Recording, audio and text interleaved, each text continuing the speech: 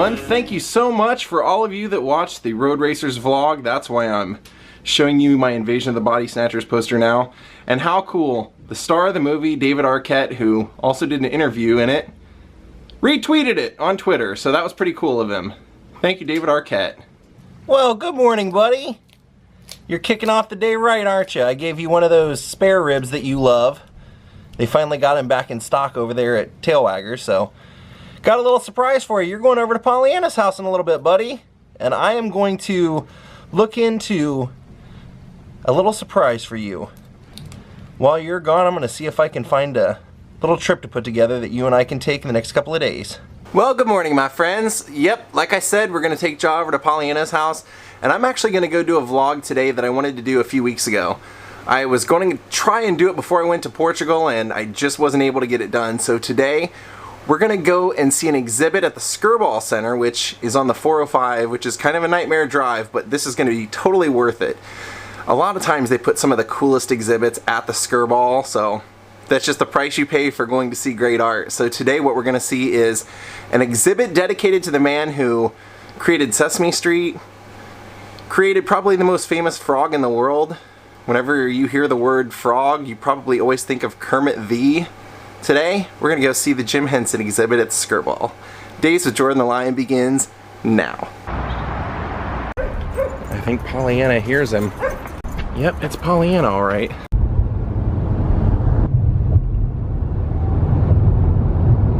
Well, here we are. The first time I came here, it was to see a Bill Graham exhibit, which was amazing, and I'm sure this will be just as great. Let's check it out. Now there is actually a wait once you get here, so I'm gonna have to wait about 10 minutes to buy my ticket, and then we'll go on in and take a look. Well, this ought to be exciting. A man who started pretty much his whole career with his mother's coat, turning it into Kermit the Frog, named after his best friend Kermit. Created some of the most memorable characters from Sesame Street, the Muppets, Fraggle Rock, Dark Crystal, Labyrinth.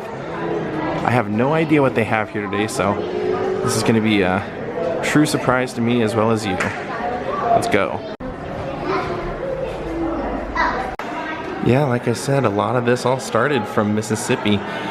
Jim Henson and his best friend Kermit used to sit at a creek every day and look at frogs, and that's eventually what he would name Kermit after. He would go off to go to school in Maryland and eventually be hired to create the characters for Sesame Street. Now here we have the Pajanimals, and like I mentioned, one of the key characteristics to Jim Henson's puppetry, or I guess you could even say Muppetry, is that he liked to use this kind of wrapped felt material. So if you look at it, a lot of it does look like the things that like your pajamas when you were a kid were made out of, or like I said, your mother's old coats or things like that. I love that they have these here. And he said in his early days, as you might expect, to make Kermit's eyes, he actually used ping pong balls, like half of a ping pong ball per eye. Now these puppets were actually from Julie's Green Room, Julie Andrews' show, and they have a picture right over here that shows her with them. I've never actually seen this one, but of course it was tailor-made for a preschool audience, and they said that Greenies exhibit cultural and gender diversity as well as varying levels of physical ability. So it was basically promoting everybody love everybody, you know? You can see there's one of the boys is in a wheelchair, and you pretty much have a little bit of every cultural background here. And these were not made with ping pong balls. You can see these are more the marble eyes, you know what I mean? And these, I'm sure, like the insides of the heads now have gotten really sophisticated as far as making the gestures and everything, but I saw an interview with Jim Henson one time where he said that Kermit was really just his hand inside of two pieces of cloth, and everything was based around making his movements was like looking down if he was sad or looking up if he was happy or intrigued. Pretty cool. Julie's Green Room. And of course you can't forget the classics of Bert and Ernie and Big Bird. and Rowlf. And there they are. Now that's actually how Jim Henson kind of worked it. He was always the voice of Kermit, and he wore a headset, and he would move his arms around with those poles. And there's a little family photo of when he was a little kid. And guess what? We've got Kermit here. Now he said when he developed Kermit, he was originally meant to be like a stand-up comic, but he said over time he just evolved into the straight man, and they found him funnier having other people setting up the jokes or making fun of him, people like Fozzie or Gonzo. And this one actually is from 1978. Not the original. The original, it says, was made in 1955. I think that's when he was going to school in Maryland, actually. He created like a little short movie of his puppeteering, and then eventually worked with Saturday Night Live. That's so cool to see Kermit up close, or a Kermit. And contrary to popular belief, Miss Piggy was not around very early on. She was actually brought in way later when they started the Muppet Show. There he says, I badgered my parents until we got a television. I mean, it was a real campaign. I thought it was incredible. I still do. It's amazing to see a live picture that comes to you from somewhere else. I've always been in love with television. Jim Henson. Now this one's pretty cool because this is actually from his high school years of 1954. This was from his high school newspaper, something that he created called the Wildcat Scratches. It says he based his first puppet off of this. Now here it says that when he was in high school, he actually used to do a lot of the prop making for the theater productions. He studied art and would help out making the posters and sets and everything like that when he would go on to University of Maryland. And they said he started a successful poster business there. And there's a picture of him in his early times.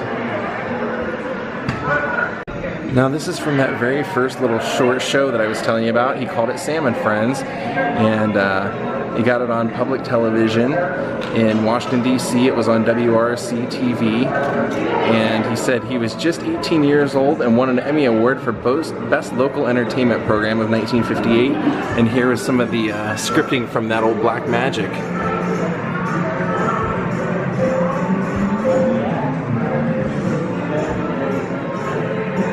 Now here's his Beautiful Day puppet from 1966, and you probably recognize him. He made a lot of appearances eventually. Built in 1966 for an unaired commercial for General Mills, Wheels, Flutes, and Crowns was the snack food. Then it said it appeared in a sketch for the Ed Sullivan Show in 1969, where it unsuccessfully attempts to ruin a little girl's beautiful day. Aww. Then eventually would be added in 1976 to the Muppet Show. Look, here's an early Sam and Friends ad, and it's Kermit.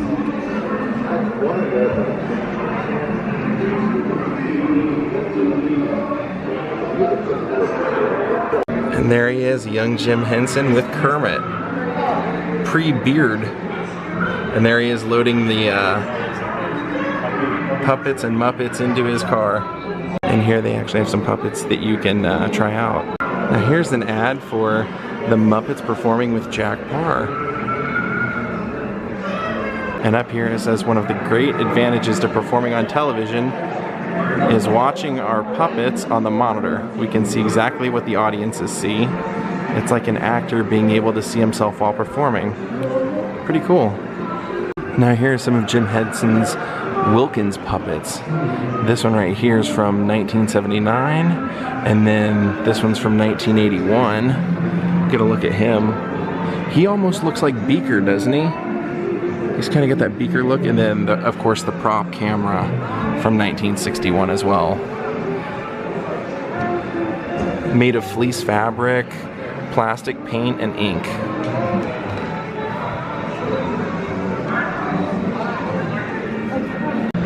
Here's the early days of Rowlf, and here's actually a character drawing of Rowlf from 1962. The pencil drawings that Jim Henson did, he said he designed a character puppet, and then the builder Don Saline translated what he saw, the essence of the character, through Jim Henson's rough drawings. So Rowlf he actually didn't create, that would have been the man who created it right next to him. And And there he is, there's Rowlf.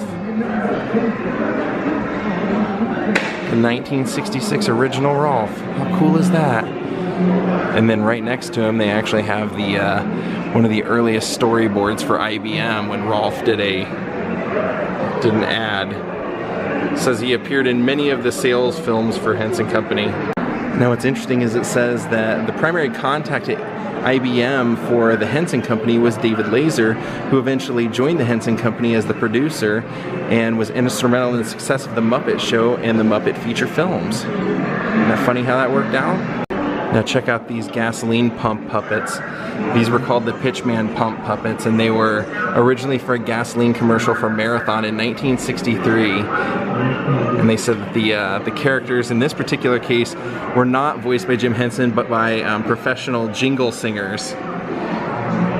So these were probably singing gasoline pumps.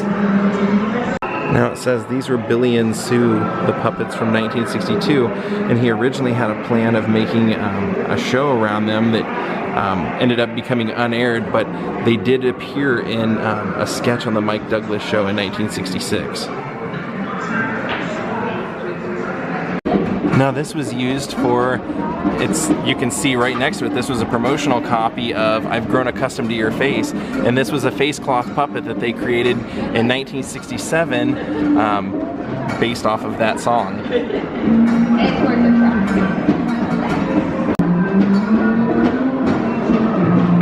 And then here's a copy of a note that they had made when it came to what they were going to do for the Sullivan Show. Grumpy as the hippie, Harry, so you can see Rowlf, Barkerville, so they had a lot of ideas.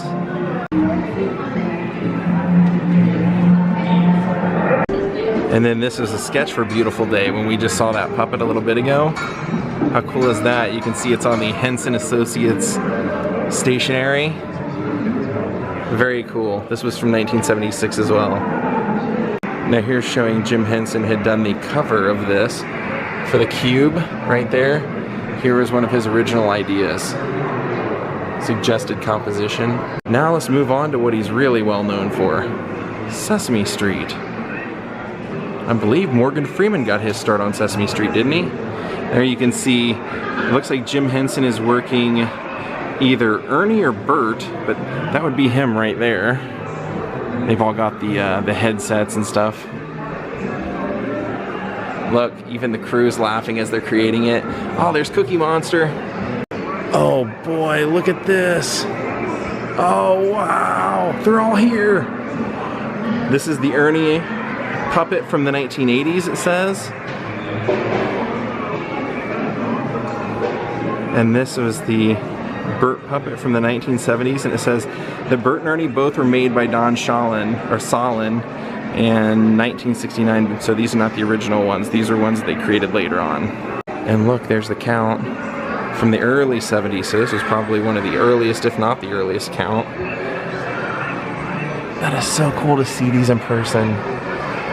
I can't even tell you how many of these episodes I saw as a kid. And here they have a little booth where you can create your own. Now as a kid, my favorite children's books were all the Grover books my mom would buy me, so I love seeing Grover. This is the Grover from the early 70s, so pretty cool. That's, wow. It says the Henson Company made the puppet that became known as Grover for a 1967 appearance on the Ed Sullivan Show.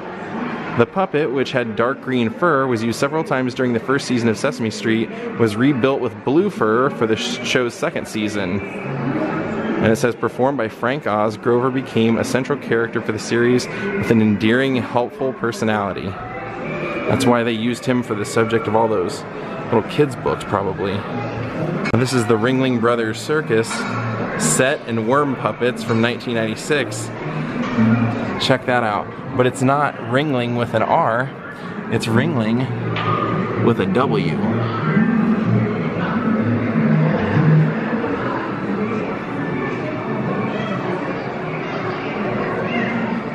Let's take a closer look.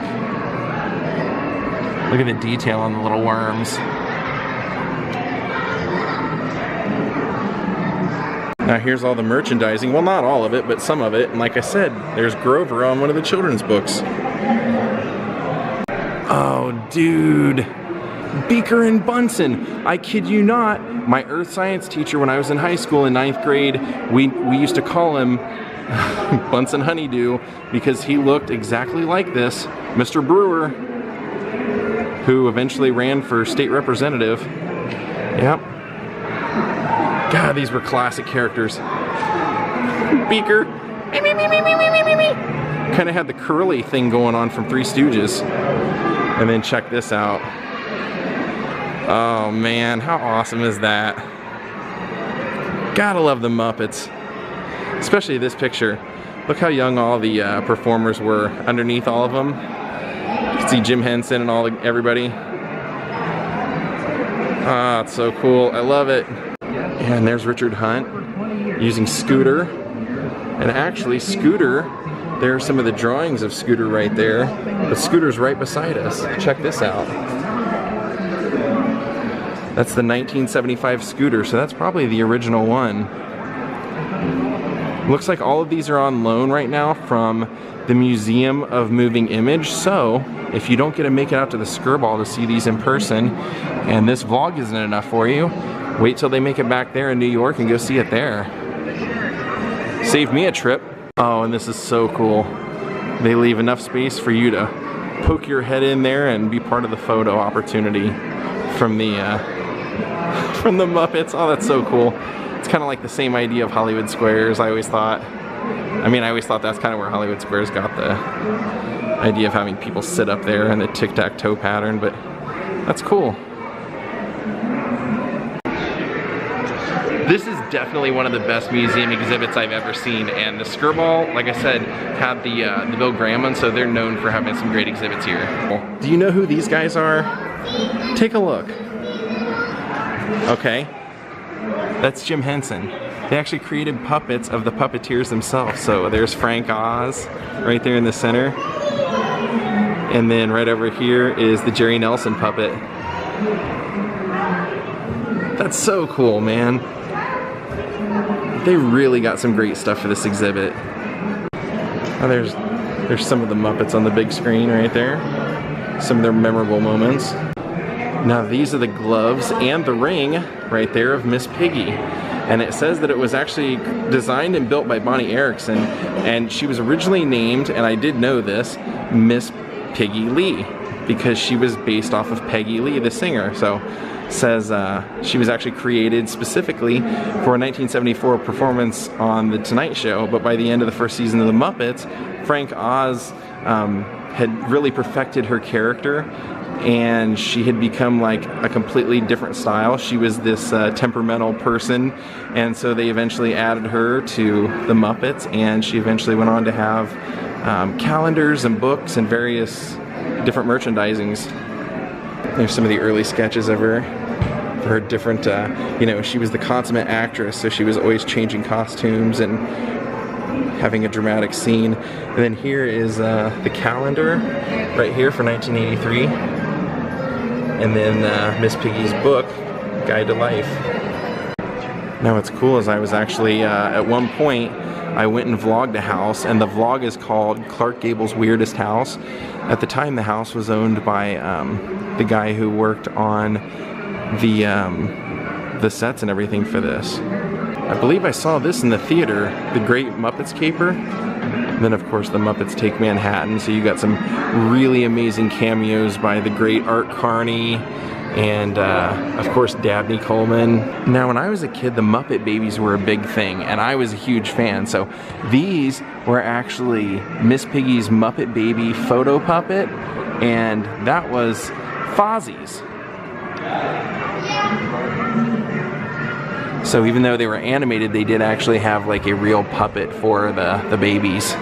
I mean, the show was eventually, it says, The Muppets Take Manhattan was originally where they appeared, so they made the kids' TV show after.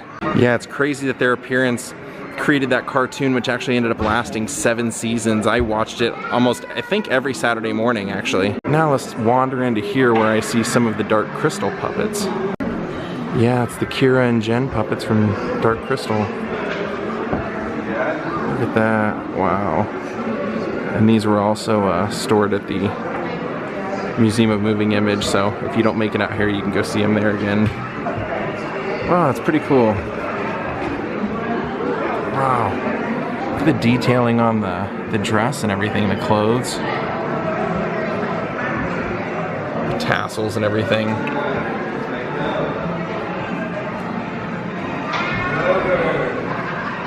And look at the face.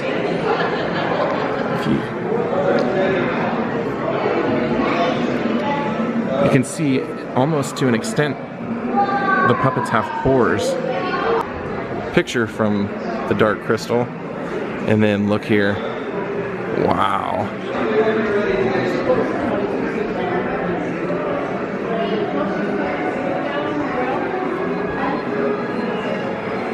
Wow. I can't believe they have this one here. That is so cool. Look at the detail on all the clothing and everything. The necklaces and all that stuff. The Agra. Wow. Look how real that looks. Very ghoulish. Very lifelike too. Look at all the definition and all the details and everything to the outfit. It says on the little nameplate thing here that it was made out of foam latex, paint, synthetic hair, distressed silk, felt, lace, plastic, and glass. Yeah, that's a lot of materials, huh?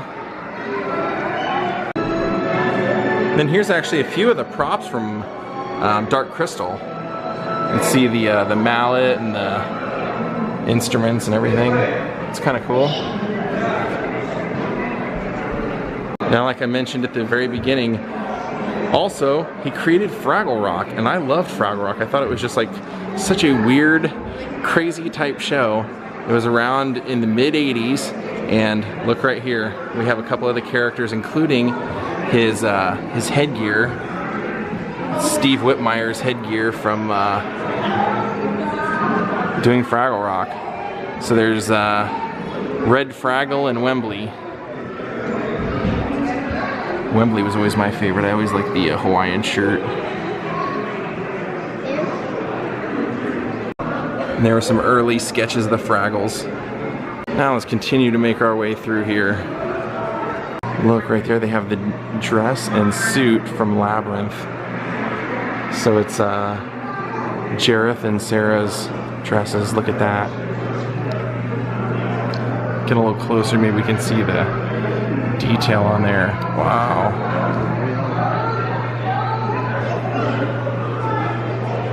It's kind of cool to see in person. Very young Jennifer Connelly.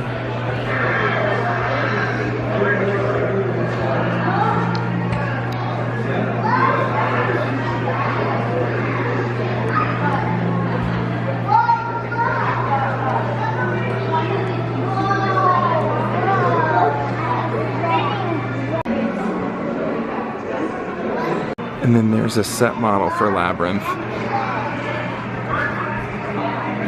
Now this is kind of cool. This is actually a notepad that has Jim Henson's alternate titles for Labyrinth.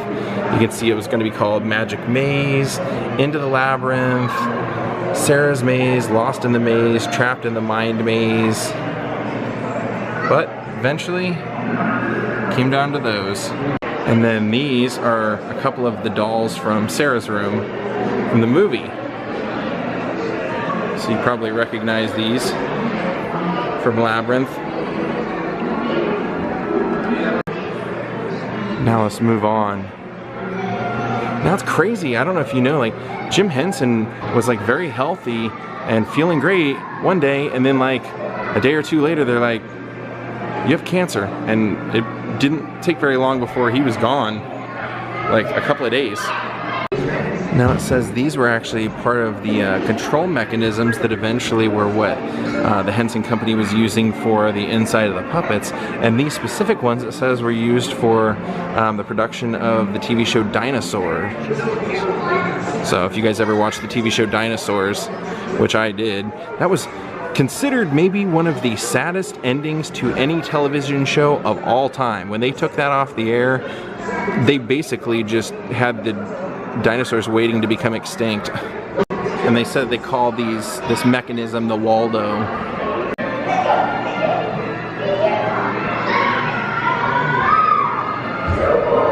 There you can see some people posing in there. Well, I think that was a pretty amazing exhibit. What do you guys think? I did not expect to see as much stuff as they had in here. Awesome. Awesome, awesome, awesome. Good to meet you, Kermit. Goodbye. Well, my friends, I honestly can't say enough nice things about this. They had so much here. It was only $12 to see, and there's about, I would say, 5 or 6 other exhibits worth checking out while you're here. Today, we're only gonna see this one. Thank you everyone for watching. I want to thank Monica Govins for making a contribution to my channel. Everyone else, have a great night. We'll see you all tomorrow. Goodbye.